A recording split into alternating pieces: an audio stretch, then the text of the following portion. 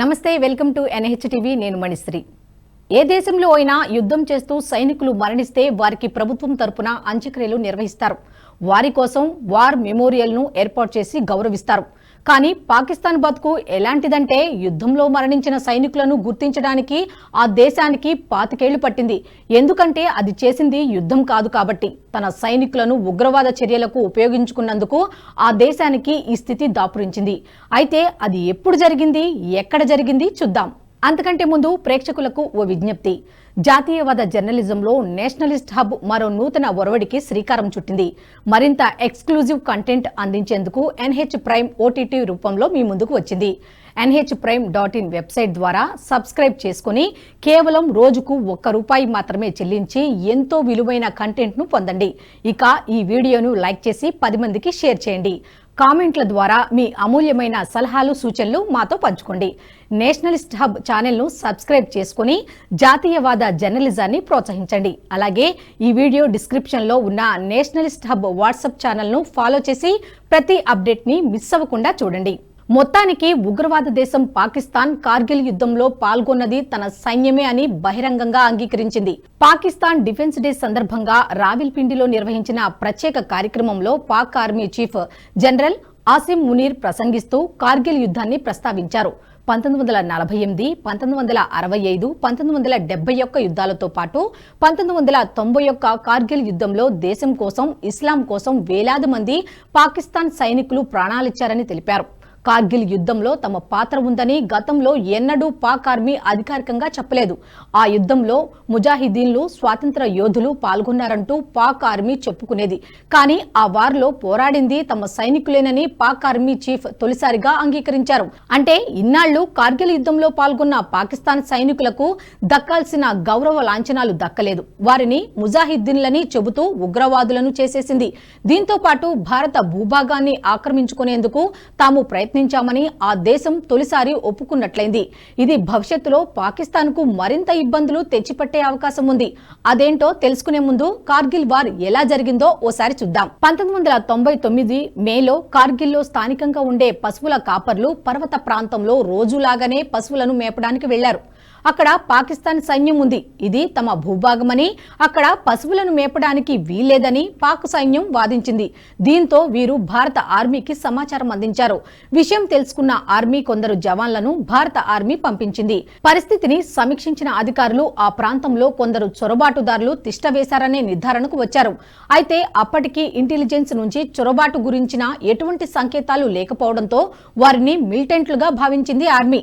పాకిస్తాన్ బయట నుంచి విధ్వంసం చేసే ఉగ్రవాదులుగా భావించింది. అయితే వారిని మట్టుబెట్టాక, వారి దగ్గర ఉన్న డైరీలు, ట్యాగులు చూశాక వారు ఉగ్రవాదులు కాదు, పాక్ సైనికులన్న విషయాన్ని నిర్ధారించింది ఆర్మీ.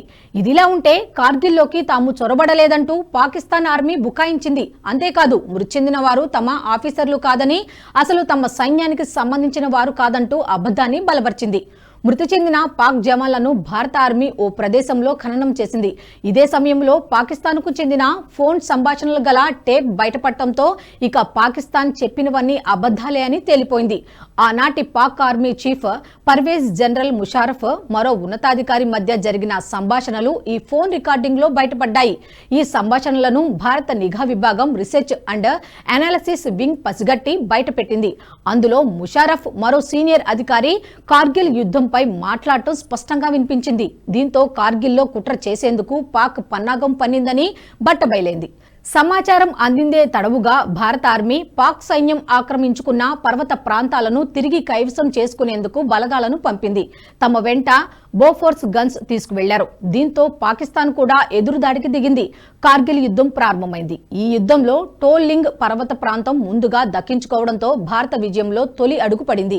శ్రీనగర్, కార్గిల్, లేహ్లను అనుసంధానం చేసేదే టోలోలింగ్ పర్వత ప్రాంతం. ముందుగా ఈ హైవేను ధ్వంసం చేస్తే భారత్కు అవకాశం ఉండదని భావించింది పాక్ సైన్యం. అయితే పాకిస్తాన్ ప్రయత్నాలకు వెంటనే భారత్ చెక్ పెట్టింది. 1999 జూన్ 13న భారత ఆర్మీ టోలోలింగ్ హైవేను తమ ఆధీనంలోకి తీసుకుంది.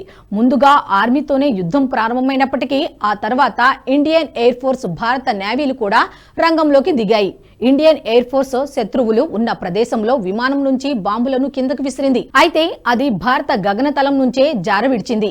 ఇక అరేబియన్ సముద్రం తీర ప్రాంతంలో భారత నేవీ గస్తీ ప్రారంభించింది. పాక్ పోర్టులే లక్ష్యంగా దాడులు నిర్వహించింది. ఈ దాడుల ప్రభావంతో పాకిస్తాన్ ఉక్కిరిబిక్కిరి అయిపోయింది. ఇక మిలిటరీ చర్యతో పాటు దౌత్యపరమైన చర్చలు కూడా జరిపి అంతర్జాతీయంగా పాకిస్తాన్ను ఒంటరిని చేసింది భారత్. దీంతో పాకిస్తాన్ పాశ్చాత్య దేశాలతో పాటు చైనా సహకారాన్ని కోరినా ఫలితం లేకుండా పోయింది. పాక్కు ఆశించినంత స్థాయిలో మద్దతు లభించలేదు. అంతేకాదు వివాదాస్పదమైన ప్రాంతాల నుంచి తమ సైన్యాన్ని వెనక్కు రప్పించాల్సిందిగా పాక్ ప్రభుత్వాన్ని కోరాయి. ఇదే సమయంలో అమెరికా జోక్యం చేసుకుని పాక్ వెంటనే తన బలగాలను వెనక్కి తీసుకోవాలని ఆదేశించింది.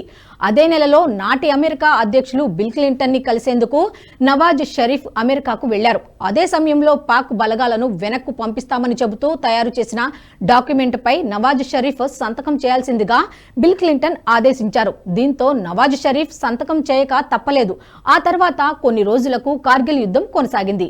అన్ని ప్రాంతాలను భారత్ తన ఆధీనంలోకి తీసుకున్నాక 1999 జూలై 26న యుద్ధం ముగిసింది. భారత్ త్రివర్ణ పతాకాన్ని సగర్వంగా ఎగురవేసింది. ఈ యుద్ధాన్ని ఇప్పటి వరకు పాకిస్తాన్ తాను చేసినట్లుగా అంగీకరించలేదు. ముజాహిద్దీన్లు స్వాతంత్ర సమరయోధులు చేసినట్లుగా చెబుతోంది. కానీ మొదటిసారిగా ఆ దేశ ఆర్మీ చీఫ్ దీన్ని అంగీకరించడంతో పాకిస్తాన్కు ఇకపై దౌత్యపరమైన చిక్కులు ఎదురయ్యే అవకాశం ఉంది. ఒక దేశ భూభాగాన్ని ఆక్రమించుకోవడానికి మరో దేశం ప్రయత్నించడం అంతర్జాతీయ చట్టాల ప్రకారం నేరం. వీటిని ఉల్లంఘించడం అంటే దేశ సార్వభౌమత్వాన్ని దెబ్బతీయడమే. అందుకే దీన్ని భారత్ ఇకపై అంతర్జాతీయంగా పాకిస్తాన్ను ఇరకాటంలో పెట్టేందుకు ఉపయోగించుకునే అవకాశం ఉంది. ఈ వీడియో మీకు నచ్చినట్టయితే లైక్ చేయండి, 10 మందికి షేర్ చేయండి. అలాగే కామెంట్ల రూపంలో మీ అభిప్రాయాలను మాతో పంచుకోండి. Nationalist hub group of channels ను సబ్స్క్రైబ్ చేసుకుని తెలుగునాట జాతీయవాద జర్నలిజాన్ని ప్రోత్సహించండి. ఈ వీడియో కింద ఉన్న బెల్ ఐకాన్ పై క్లిక్ చేయడం మర్చిపోవద్దు.